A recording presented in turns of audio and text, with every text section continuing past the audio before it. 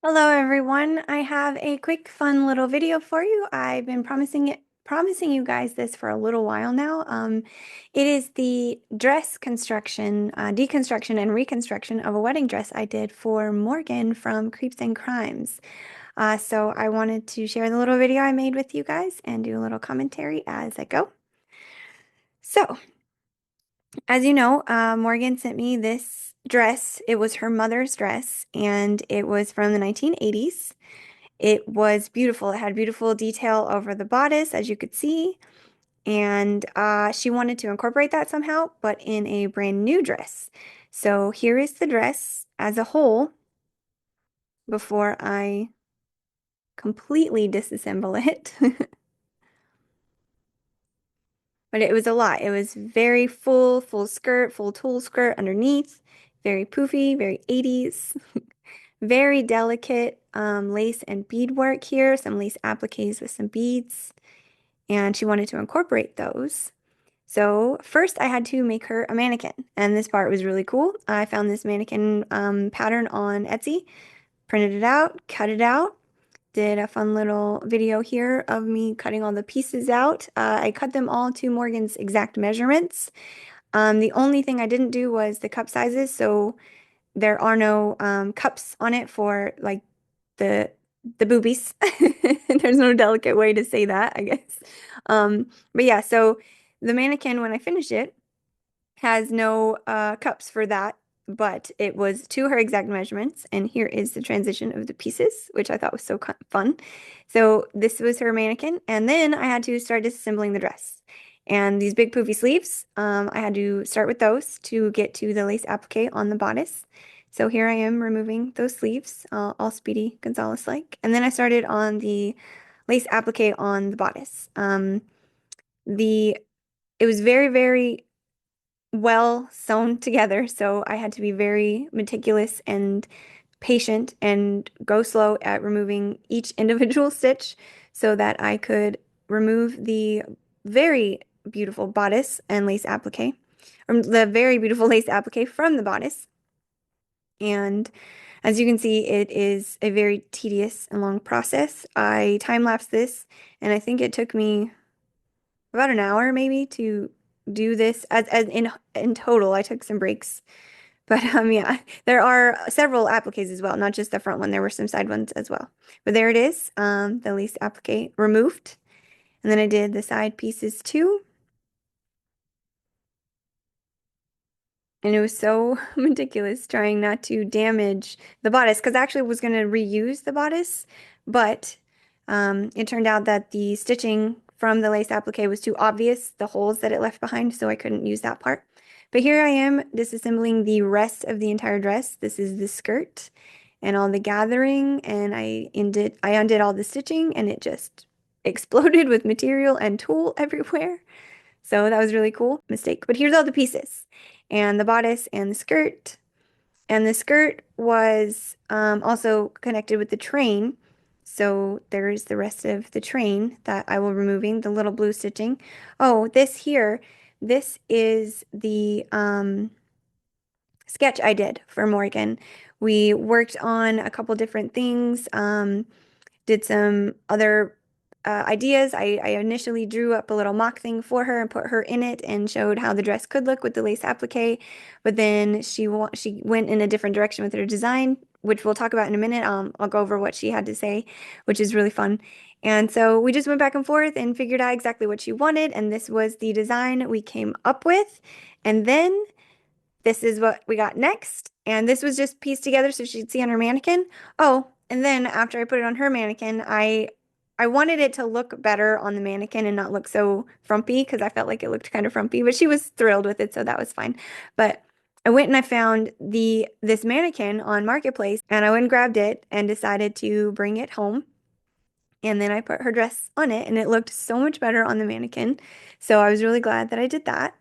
And here's some quick clips of the dress portion. There's more coming, but this was the finished party dress that was for her reception. And then you remember the train. Here's the beautiful train. This is what I did with the train. I made it into a robe slash kimono thing that could be interchangeably worn. and also as the detachable train.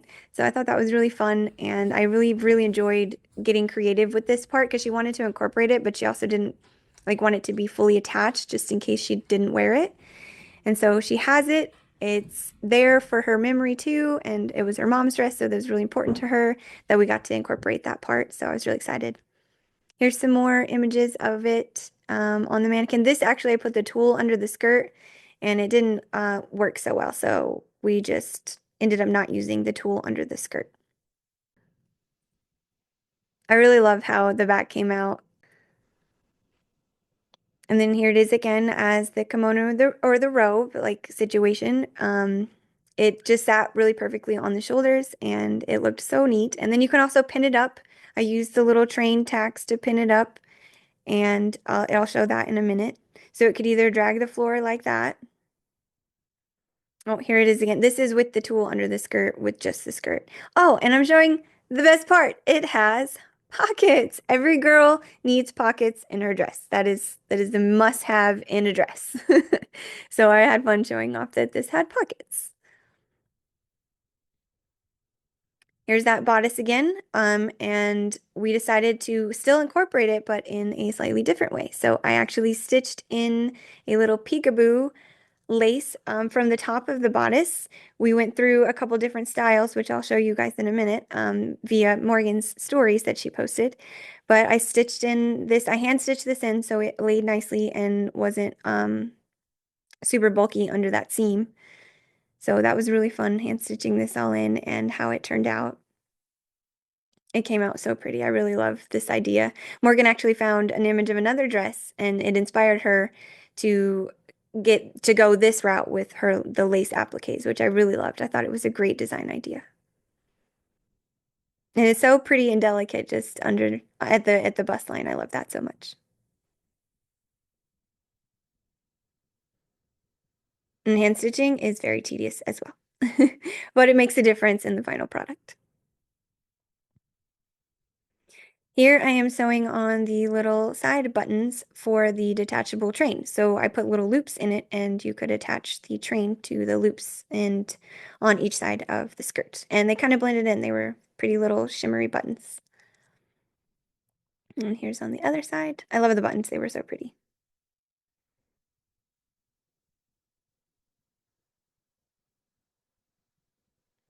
I don't know how many times I've stabbed my thumb sewing. I'm sure you could see. All right, here's where I put it all together. I'm so excited. It has a corset back, so it could be adjusted size-wise to make sure it fit properly. I'm a big advocate for making sure it fits properly with adjustable sizing. Here's the attachments to attach the train. And just loop the loops over the little buttons, and then hook the little hook over the back. And then you have the train. This was so fun. I loved doing this so, so much. And then I spun her around and you can wear it as the little robe kimono thing, which was super cool the way it just kind of hung on the shoulders like that. I really liked that.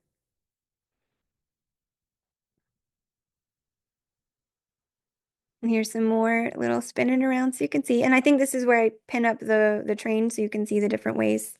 Yes, here we go. It's pinned up there. And there it's pinned up too. I love it so much.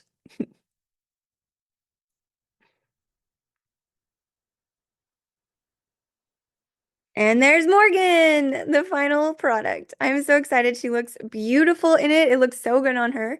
There it is with the train. And here is her stories that she let me use. And I'm going to pause each one and read what she had to say because it was really sweet. So this one, she said, one of my favorite listeners reached out and said, I can do it. She posted that she needed help with the dress alteration and I noticed that she wasn't getting a lot of feedback on in the comments, so I decided to reach out to her and see if I could help. And she was like, "Sure, yeah, that'd be great." So I was really honored to be chosen for that. And she said, I knew immediately she was the perfect person to handle something so delicate and special. We immediately went to work on designs and got and I got in the car and made my way to Nashville. She actually brought the dress all the way here so I could see it and speak to her in person and figure out what we were going to do with it because she does live in Knoxville. So, and this image is of her mom in the wedding dress back in the 80s. So I thought that was really cool. And then here's a photo of her and her mom. And it says on the photo, obviously she had a lot of work to do. We went back and forth on designs, and when we were set on one, my indecisiveness would send her an entire send her an entire new idea, which I thought was great. I loved that she was still trying to make up her mind because I was actually really petrified to cut into this dress. I knew I could do it, but also at the same time, I was very scared because it was her mom's dress and it was very special. And that's one of the reasons I don't usually do wedding dress alterations because the dress is such a big deal on this big day. But since this was her party dress, and she said that she really was, just looking to turn it into something totally different. She didn't need it resized and made to look exactly the same, which also causes a lot of anxiety for alterations people when they got to make that dress look exactly how it was, just a different size. So this was totally different, and I was super excited and willing to try it. And then here are the design options that we went over. She says, this is where we started, keeping the original bodice, shortening the skirt, removing the sleeves, and adding straps. Unfortunately, the bodice had to be removed because my mama was a skinny queen and we needed to rebuild in order to fit my shape.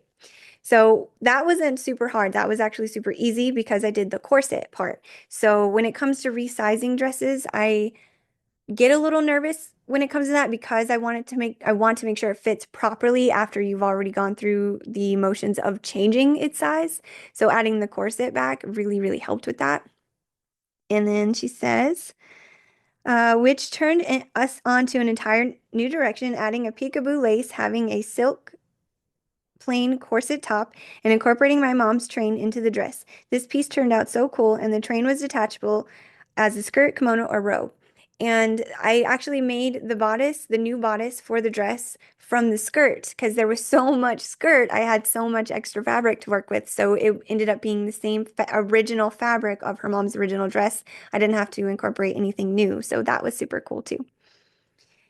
And then it says, she was cut into pieces, and she put cut in all caps because that was a big deal for both of us to cut this dress up. I think we were both shitting our pants. I even said I was definitely shitting my pants at this point. You'll see it in the video when I respond to her story. Um, but I had full faith in my girl, and it was time to decide on which original piece of lace we wanted to use. The skirt and the top were both made of material from my mom's skirt, like I said, yeah. So that was really cool that I got to do that. And then she picked out which lace style and everything she wanted. We went through three different lace options, and this was actually the first time I got to see the dress put together. So I had put it all together for her on her mannequin that I made for her to match her sizes so she could see. And then I put in the lace. I pinned it in the top so she could see how the peekaboo options could look. This part was so exciting as all we had left were the final pieces. So yeah, this was so close to done. It was so much fun to like get here and see her excitement and her reactions and her comments on it. Then she said, also, side note, Stevie literally made a mannequin that was a replica of my body. How? I have no idea. I loved being able to do that. Since she was so far away and this dress was so important, I wanted to make sure the measurements were exactly right. And I think I went a little too big even just because I was so concerned I didn't want to make it too small and uncomfortable. So luckily it looked amazing on her, even if it was maybe too big. I hope it wasn't, but it looked so good on her. And my nerves were shot by the end, but I was super proud of it and I loved how it came out. So her final, and we got a couple more slides here. She said, we both were in agreement that this was the peekaboo lace that the dress needed. At this point, I was jaw dropped that she was able to turn my mother's dress into this. She also added pockets, must have. Yes, the pockets were definitely a must have, and I'm so excited I remembered to do that. Then we have the next image, which was I love what she did with the images here. They look so pretty. And this is with the detachable train on. And she said, and to keep some originality and character of the dress, because it really did a 360 and change, Stevie added my mother's original train. Absolutely stunning. Unfortunately, it was a million degrees at the wedding, so the train didn't make it an appearance on the dance floor. Yeah, so it was too hot for the train, but she absolutely looks stunning regardless of no train she was amazing in the dress. It was beautiful. She was beautiful. You'll see in a second. I'm so excited. She shared her images again that she sent me, and she said it was shipped from Nashville to Knox, and it was everything I could have dreamed of, and even Ollie was digging it. And finally, we have her grand entrance, which I love so much. She looked so good. She looks so happy. She's having so much fun. There's her husband and all her party guests, and she just looks amazing. I'm so excited. I'm so honored that I got to do this for her. And this one made me cry. Congrats, that's her and her mom. And this is a thank you to me, which thank you to her for trusting me with this, for letting me do it, for letting me make this video so I could show the process as best I could. You guys know I'm still learning to video edit, so hopefully it was really great and you guys loved it. Congratulations to Morgan and her amazing husband, Aaron, and they're coming up on their 1 year anniversary this April. So everybody go over to Creeps and Crimes and make sure you wish her and Aaron a happy anniversary on April 20th. And also check out Creeps and Crimes if you haven't. They are amazing. Taylor and Morgan do Creeps and Crimes podcast where they talk about some creepy stuff, some crimey stuff, and their banter is so much fun. They keep me company while I sew a lot of the time, and they're both amazing people. So go check them out, and thank you for watching.